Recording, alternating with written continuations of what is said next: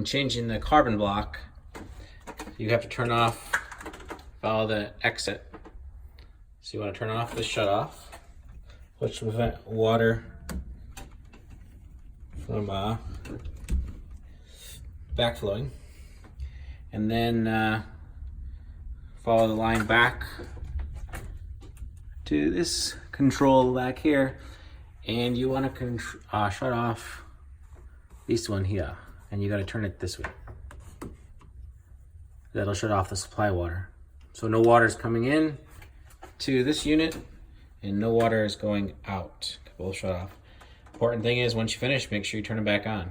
You have to grab your green bucket and put it under there, and you gotta hold this red button down, and water is gonna come out, and you just continue to hold that down, and the water coming out, and that'll break the seal, the vacuum, and so it'll be you'll be able to get this off. If you don't do that red button, you're not going to get that off because the vacuum is going to be too tight.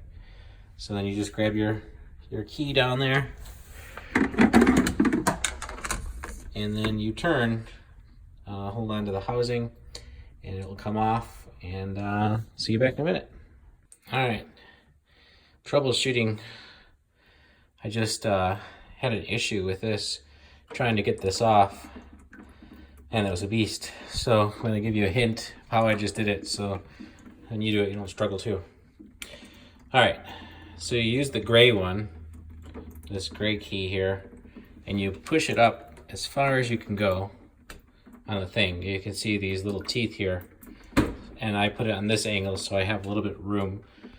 And then I take the big wrench, which I'll leave in here, and just bash on the, not at the end over here, but on this part here, and just hammer it, and it'll start coming off, but you got to do it consistently. So if you have problems, that's the way to do it. All right. Okay, so I got that off, and I want to show you something here. This O-ring here, I notice it's cut. I did that intentionally because they say they're supposed to, every time you're supposed to change these, you're supposed to put a new O-ring on. But I've purchased O-rings for this before, and no matter, it seems like what kind you get, they're always too big, and they're too wide, or too long, I should say, and so they kind of hang off, and you're not going to get in there.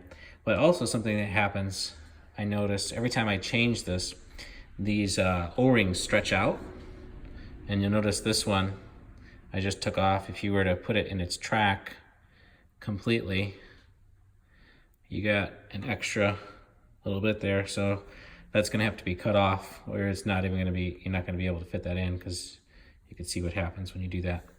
So just grab a pair of scissors, trim it down just a tiny bit, because you don't want a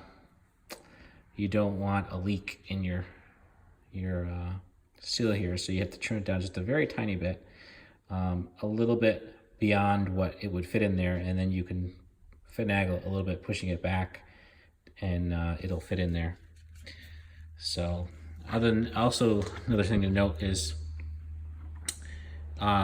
when you put this back in here, you have to re-grease it, and I just use this Lubifilm.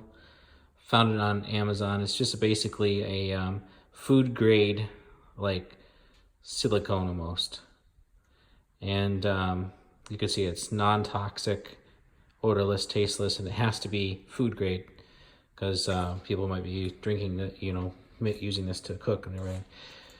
But you just take some huge globs and re-lubricate your O-ring, stick it back in, and you're good to go. So it's just simple. You just take that, hold that filter in, pour the water out, take your old filter in. You can see that the new one's over there. Stick your new one back in, put your O-ring back on, stick it back in the housing right there, and tighten it up just a little bit. The key with these is you don't have to crank when you screw it back in. You use these little keys here, and you don't have to tighten it too much. You just give it a little nudge to make it sure it's snug, but you don't want to over tighten these. Turn your water back on, you'll be good to go. Your pressure should go back up to 80 psi or 85, and that way you know everything went well. But make sure you turn back that one on, so it's parallel to the other one. So, okay.